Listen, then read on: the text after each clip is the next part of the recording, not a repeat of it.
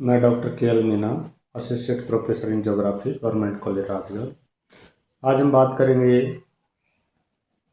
BA part third का द्वितीय paper, Bharat का भूगोल। टॉपिक रहेगा भारत की बहुउद्देशीय परियोजनाएं।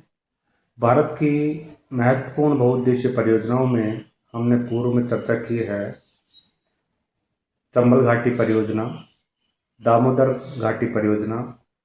आज हम बात करेंगे राजस्थान की महत्वपूर्ण बहुउद्देशीय परियोजना इंदिरा गांधी नहर परियोजना। इंदिरा गांधी नहर परियोजना पूर्व में राजस्थान नहर के नाम से जानी जाती थी। यह नहर विश्व की महत्वपूर्ण परियोजनाओं में से एक है, जिसमें राजस्थान की मरुभूमि का लगातार कायाकल्प हो रहा है। इस नहर में सिंचाई हेतु पानी की उपलब्धता के अतिरिक्त बीकानेर, जोधपुर, जैसलमेर, बाड़मेर, गंगानगर, हनुमानगढ़ के जो मरु जिले हैं, कस्बे हैं, उनमें पेयजल की आपूर्ति होती है। इसके अतिरिक्त औद्योगिक विकास, वृक्षारोपण, मृदा संरक्षण, पर्यटन विकास हेतु भी जल प्राप्त हो रहा है। एशिया की सबसे बड़ी मानव निर्मित इस नहर परियोजना को मरुगंगा और मरुस्थल की जीवन रेखा के नाम से भी जाना जाता है। यह परियोजना अपने आकार, लंबाई, जल प्रवाह क्षमता, सिंचाई क्षेत्रफल आदि के आधार पर विश्व की अनूठी परियोजना है। इस परियोजना से राजस्थान के पश्चिमी जिले सम्मिलित हैं। योजना का प्रारूप राजस्थान के भौगोलिक क्षेत्रफल के बहुत बड़े भाग में रेत का साम्राज्य है। राजस्थान की 60% भूमि पर रेगिस्तान है, जहां वनस्पति पूर्णतः अभाव मिलता है। राज्य के पश्चिमी और उत्तर पश्चिम भाग के 11 जिले मरुस्थलीय और अर्धमरुस्थलीय अवस्था में हैं। थार मरुस्थल की बेकार पड़ी भूमि को उर्वरता प्रदान करने के लिए तत्कालीन बीकानेर रियासत के मुख्य अभियंता कंवर सेन ने हिमालय के पानी को रेगिस्तान तक लाने की योजना का प्रारूप 1948 में भारत सरकार के समक्ष रखा। यह योजना राजस्थान के लिए आधार बनी। 1955 में अंतर्राज्यीय जल समझौते के बाद इस नहर का सर्वेक्षण प्रारंभ हुआ। 1957 में इस परियोजना के प्रारूप को भारत सरकार की प्लानिंग कमीशन योजना आयोग ने स्वीकृति प्रदान की और 31 मार्च 1958 को तत्कालीन केंद्रीय गृह मंत्री गोविंद वल्लभ पंत ने इस महान परियोजना की आधारशिला रखी। इस प्रकार रेगिस्तान के बड़े भाग को हरा भरा बनाने का कार्य प्रारंभ हुआ। इस परियोजना के निर्माण से राजस्थान के पश्चिमी जिले गंगानगर, हनुमानगढ़, चूरू, बीकानेर, जोधपुर, जैसलमेर और बाड़मेर जिलों की 18.72 लाख हेक्टेयर कृषि योग्य भूमि सिंचाई में हेतु पानी उपलब्ध होगा। इसके अतिरिक्त मानव और पशुओं के लिए पेयजल की व्यवस्था, औद्योगिक विकास, पशुपालन, वृक्षारोपण को बढ़ावा मिलेगा, विद्युत उत्पादन होगा, सड़क विकास होगा, रेल, पर्यटन विकास होगा, मंडियों का विकास होगा, पशु चारा और राष्ट्रीय शुष्क उद्यान आदि अनेक विकास के कार्य निरंतर होंगे। इसका उद्गम पंजाब के सतलज व्यास नदी के संगम पर स्थित हरिके बैराज से है। यह नहर हरिके के बैराज के बाईं ओर से निकाली गई है, जो 649 किमी लंबी और 38 मीटर चौड़ी और 6 से 7 मीटर गहरी है। यह नहर संपूर्ण रूप से पक्की बनी हुई है। राजस्थान में नहर हनुमानगढ़ जिले की टिब्बी तहसील में खरा गांव के निकट प्रवेश करती है। निकास स्थान पर मुख्य नहर के तल की चौड़ाई 40 मीटर, इसमें बहने वाली जल की गहराई 6.4 मीटर और जल क्षमता 523 घन मीटर प्रति सेकंड है। इस नहर को रामगढ़ तक बढ़ाया गया है। बाड़मेर जिले के गडरा रोड तक बढ़ाने का निर्णय लिया गया है। राजस्थान नहर परियोजना के मुख्य निर्माण कार्य निम्नलिखित हैं।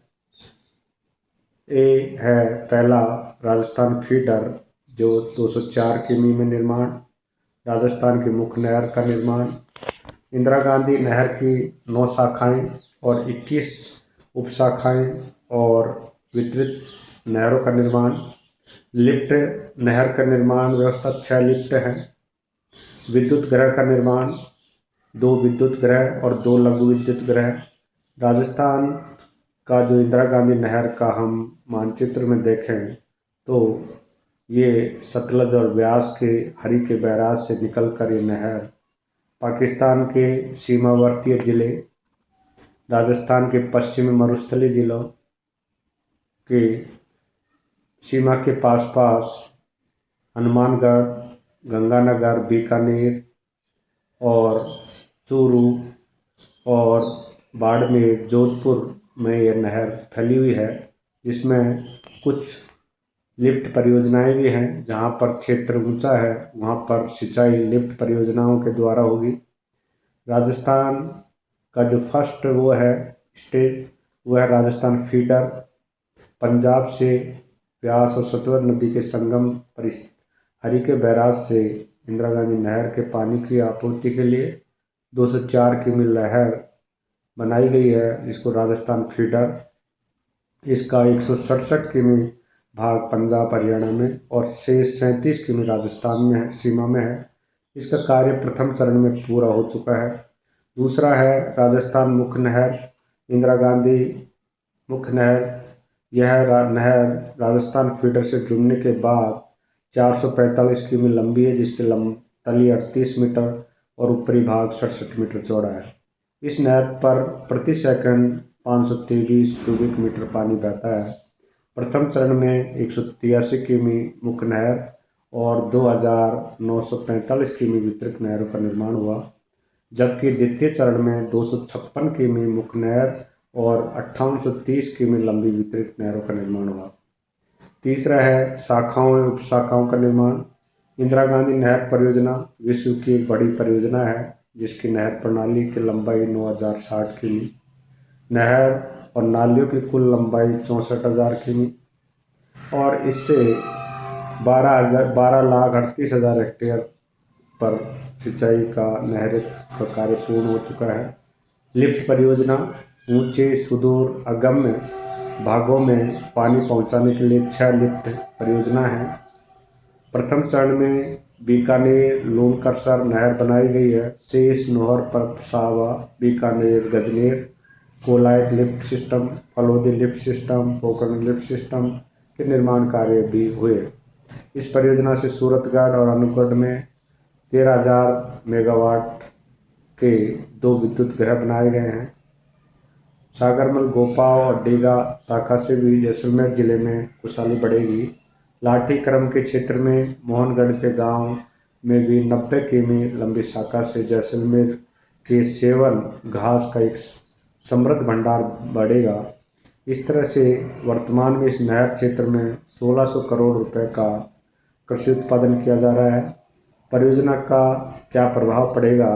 परियोजना से मरुस्थल का जो समृद्धशाली क्षेत्र बनेगा, इससे जल विहीन मरु क्षेत्र में पेयजल और सिंचाई के लिए हिमालय का पानी लोगों के घरों तक पहुंचेगा, खेतों तक पहुंचेगा और 4,000 करोड़ लागत की इस परियोजना में राजस्थान फीडर सहित 649 किमी लंबी इंदिरा गांधी नहर के अतिरिक्त 9,000 किमी शाखाएं 7 लिफ्ट का समावेश है।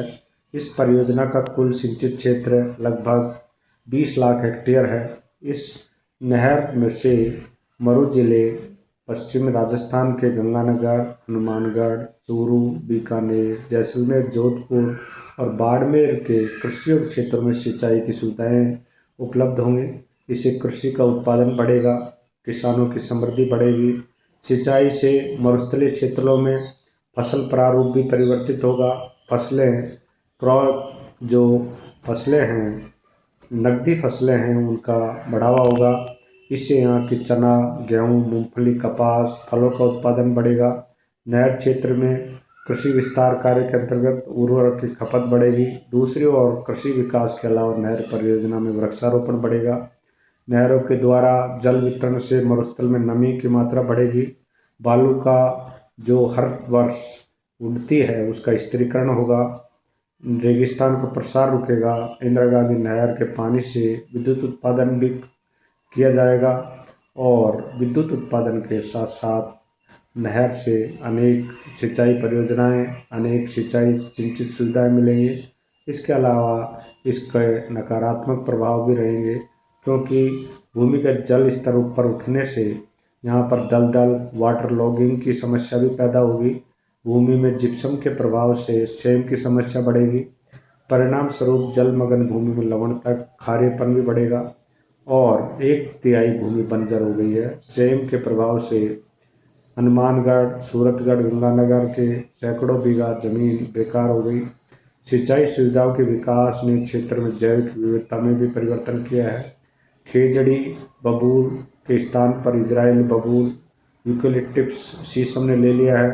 पशु के लिए पौष्टिक घास, सेवन आदि के स्थान पर फसलें बोई जा रही हैं। पशु के लिए चारे की कमी बढ़ेगी और इंदिरा गांधी नहर क्षेत्र में बढ़ते मानवीय दबाव के कारण यहाँ की बहुमूल्य वनस्पति भी लुप्त होगी। इन सबको देखते हुए इंदिरा गांधी नहर परियोजना से अनेक लाभ मिलेंगे। यहाँ पर सिंचाई की सुविधा से पेयजल की आपूर्ति बढ़ेगी और लोगों का जीवन स्तर ऊंचा होगा और राजस्थान की मरुभूमि एक लहलाती खेतों योग्य कृषि योग्य भूमि बनेगी और यहाँ पर औद्योगिक विकास होगा और आने वाले समय में ये क्षेत्र समृद्धशाली बनेगा।